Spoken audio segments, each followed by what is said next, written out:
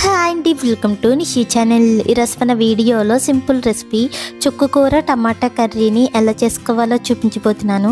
ఇలా చేసిన కర్రీ చాలా రుచిగా ఉంటుంది, చాలా త్వరగా చేసుకోవచ్చు.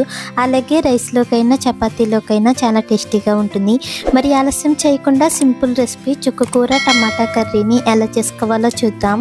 ముందుగా స్టవ్ ఆన్ చేసి ప్యాన్లోకి 2-3 టేబుల్ స్పూన్ వరకు ఆయిల్ వేసుకోవాలి. ఆయిల్ కొంచెం వేడెక్కిన తర్వాత 1 టేబుల్ స్పూన్ వరకు తాలింపు గింజల్ని వేసుకోవాలి. శనగపప్పు, మినప్పప్పు, ఆవాలు, జీలకర్ర వేసుకుని మంటను లో ఫ్లేమ్లో పెట్టి లైట్గా ఫ్రై చేసుకోవాలి. ఇవి కొంచెం వేగిన తర్వాత 4-5 వెల్లుల్లి రేకల్ని చితక్కొట్టుకుని వేసుకుని దోరగా ఫ్రై చేసుకోవాలి. ఇలా తాలింపు గింజలు దోరగా వేగిన తర్వాత ఒక మీడియం సైజులో ఉన్న ఉల్లిపాయని చిన్న చిన్న ముక్కలుగా కట్ చేసుకుని వేసుకుని కొంచెం మెత్తగా అయ్యేంత వరకు ఫ్రై చేసుకోవాలి.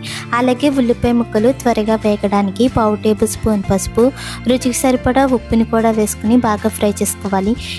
ఇలా ఉల్లిపాయ ముక్కలు మెత్తగా వేగిన తర్వాత ఇప్పుడు ఇందులోనే 2 టమాటాలని చిన్న చిన్న ముక్కలుగా కట్ చేసుకుని వేసుకుని ఒకసారి మొత్తం కలిసేలా బాగా కలుపుకోవాలి. ఇలా కలిపిన తర్వాత మంటని చిన్న మంట మీదే పెట్టి మూత పెట్టుకుని టమాటా ముక్కలు మెత్తగా అయ్యేంత వరకు మగ్గించుకోవాలి.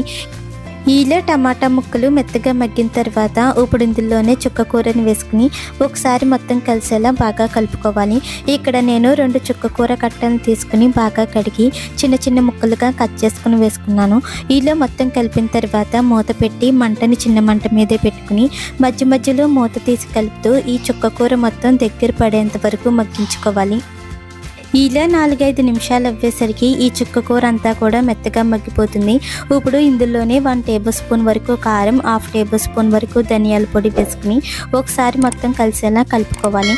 ఇక్కడ మనం కారాన్ని తీసుకునేటప్పుడు మనం తీసుకున్న చుక్కకూర పులుపు బట్టి మనం కారాన్ని వేసుకోవాలి. అంటే మనం తీసుకున్న చుక్కకూర కాస్త పులుపు ఎక్కువగా ఉంటే కనుక కారం అనేది కొంచెం ఎక్కువగా పడుతుంది. అదే చుక్కకూర పులుపు అనేది కొంచెం తక్కువగా ఉంటే కనుక మనకి కారం అనేది కొంచెం తక్కువగా పడుతుంది. సో అందుకని మనం తీసుకున్న చుక్కకూరని బట్టి మనం కారాన్ని వేసుకోవాలి. ఇలా మొత్తం కలిపిన తర్వాత మళ్ళీ మూత పెట్టుకుని మంటని చిన్న మంట మీదే ఉంచి 1-2 నిమిషాల పాటు మగ్గించుకోవాలి. ఈలో 1-2 నిమిషాలు అవ్విన తర్వాత మూత తీసి చూస్తే మనకి కూరలోంచి చుట్టూ ఆయిల్ అనేది సెపరేట్ అవుతూ ఉంటుంది. ఇప్పుడు ఒకసారి బాగా కలిపి స్టవ్ ఆఫ్ చేసుకోవాలి. అంతే, సింపుల్ రెసిపీ చుక్కకూర టమాటా కర్రీ అయితే రెడీ అయిపోయింది. ఇలా మనం చేసుకున్న కర్రీ రైస్లోకైనా చపాతీలోకైనా చాలా రుచిగా ఉంటుంది. అలాగే వంట చేసే టైం లేనప్పుడు కూడా చాలా సింపుల్గా 10-15 నిమిషాల్లో చేసుకోవచ్చు. మీరు కూడా ఒకసారి ఇలా ట్రై చేసి చూడండి. మరిన్ని టేస్టీ రెసిపీస్ కోసం మా నిషి ఛానల్ని లైక్ చేయండి, షేర్ చేయండి, సబ్స్క్రైబ్ చేసి పక్కనే ఉన్న బెల్ బటన్ని క్లిక్ చేయండి. Thank you for watching.